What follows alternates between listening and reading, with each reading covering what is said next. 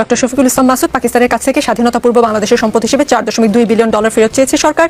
গণহত্যা 71-এর গণহত্যার জন্য পাকিস্তানকে সাধারণ ক্ষমা চাইতে বলেছে বাংলাদেশ। আপনারা কবে 71-এর ভূমিকার জন্য ক্ষমা চাইবেন আনুষ্ঠানিকভাবে? প্রথম কথা হচ্ছে পাকিস্তানের সাথে আজকে যেটা হয়েছে এটা তো গভর্নমেন্ট টু গভর্নমেন্ট একটা আলোচনা হয়েছে এবং এই আলোচনাগুলোর সাথে তো আমরাও আগে থেকে বলেছি যে পাকিস্তানি তৎকালীন সেনা সদস্যরা যে নির্বিচারে আমাদের গণহত্যা চালিয়েছে এ ব্যাপারে আমরা কথা বলেছি।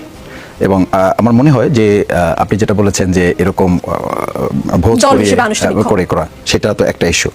বাংলাদেশ জামাত ইসলামী আমরা কিন্তু এই কথাটা বহুবার বলেছি যে এদেশের মানুষের সাথে জামাত ইসলামী একটা দল হিসাবে এবং দলের একজন কর্মী হিসাবে আমরা এদেশের কোনো মানুষের প্রতি 71-এর সেই সময়ে আমরা কোনো অন্যায় করিনি, কারো প্রতি কোনো জুলুম করা হয় নাই। যে 4টা ইস্যু নির্ধারণ করা হয়েছে, অগ্নিসংযোগ করা, লুটতরাজ করা, হত্যা করা এবং বিশেষ করে জনগণের জানমালের নিরাপত্তা অনিশ্চিত করা, এই 4টা কোনো ইস্যুতেই ইভেন আপনি যে সরকার বিভিন্ন সময় যারা এসছেন তারাও কোনো নেতাকর্মীকে এই ব্যাপারে চিহ্নিত তারা করতে পারেন নাই। সুতরাং এরপরেও আপনার নিশ্চয়ই জানা থাকার কথা, আমরা বলেছি যে বাংলাদেশ জামাত ইসলামীর সাবেক আমির প্রফেসর গোলাম আজম রাহিমাহুল্লাহ উনি যখন নাগরিকত্ব পেয়ে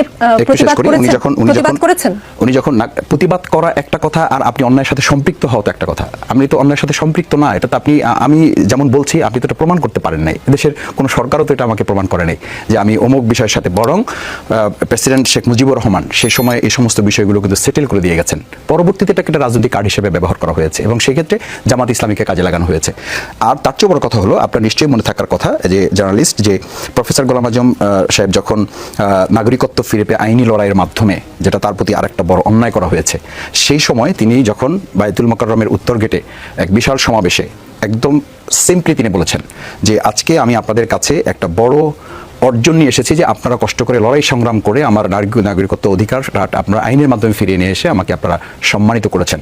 আমি আপনাদের প্রতি কৃতজ্ঞ এবং একই সাথে 71 সালের কোন ইস্যুতে যদি আপনারা আমাদের থেকে কোনো কষ্ট পেয়ে থাকেন এটার জন্য আমরা আপনাদের কাছে দুঃখ প্রকাশ করছি। সুতরাং এই কথাটা আনুষ্ঠানিক বলছেন, এটাকে অনানুষ্ঠানিক বলার কি একটা আনুষ্ঠানিকতার আর কি হতে পারে? আনুষ্ঠানিকতা কি হতে পারে? ডক্টর শফিকুল ইসলাম মাসুদ খুব ছোট করে লন্ডনে অবস্থানরত সাবেক প্রধানমন্ত্রী ও বিএনপি চেয়ারপারসন খালেদা জিয়ার সাথে জামাত ইসলামের আমির ডাক্তার শফিকুর রহমান ও নায়েবে আমির সৈয়দ আব্দুল্লাহ মোহাম্মদ তাহের সাক্ষাতের পর বাউফল উপজেলা বিএনপি নেতাকর্মীরা অস্বস্তিতে আছেন এমন একটা খবর একটি জাতীয় দৈনিক ছেপেছে এবং তারা বলছে বিএনপি নেতাকর্মীরা ভাবছেন যদি বিএনপি এবং জামাত আসন নিয়ে কোনো সমঝোতা করে তাহলে বিএনপিকে আপনার ইমেজের কাছে পরাজিত হয়ে আসনটি আপনার জন্য ছেড়ে দিতে হবে। এই আসন নিয়ে মানে জামাত বিএনপি আসন সমঝোতা কি আসলে হচ্ছে এরকম কিছু মিটিং এর পর এরকম ভাবার কোনো? এটা প্রথম কথা হচ্ছে যে বাউফলে আমি আমার বাউফলের জনগণের জন্য এই মুহূর্তে ভালোবাসা শুভেচ্ছা জানাচ্ছি। আসলে ওখানে তারা বলেছেন যে আমার ইমেজের কাছে তারা শঙ্কা বোধ করছেন, তো এটা তো তাদের একটা সাইকোলজিক্যাল প্রেশার। এই প্রেশার তো তারা প্রতিযোগিতা নেওয়ারই কথা, নিতে পারেন, তারা চাইলে অসুবিধা নেই। দ্বিতীয় কথা হচ্ছে যে আমিরের জামাত ডাক্তার শফিকুর রহমান খুব পরিষ্কার করে বলেছেন যে ওখানে ডিসিসিভ কোনো ডিসকাশন হয় নাই, একেবারে খুব সিম্পল কিছু আলোচনা হয়েছে। যে আলোচনাগুলোতে নির্ধারণ করার মতো বা কোনো সিদ্ধান্ত গ্রহণ হয়েছে এরকম কোনো বিষয় আলোচনা যেহেতু হয় নাই, তার মানে বোঝা যায় যে এটা পরিষ্কার যে আসন সমঝোতা বা এটা এরকম কোনো এজেন্ডা নিয়ে ওখানে আলোচনা হয়নি।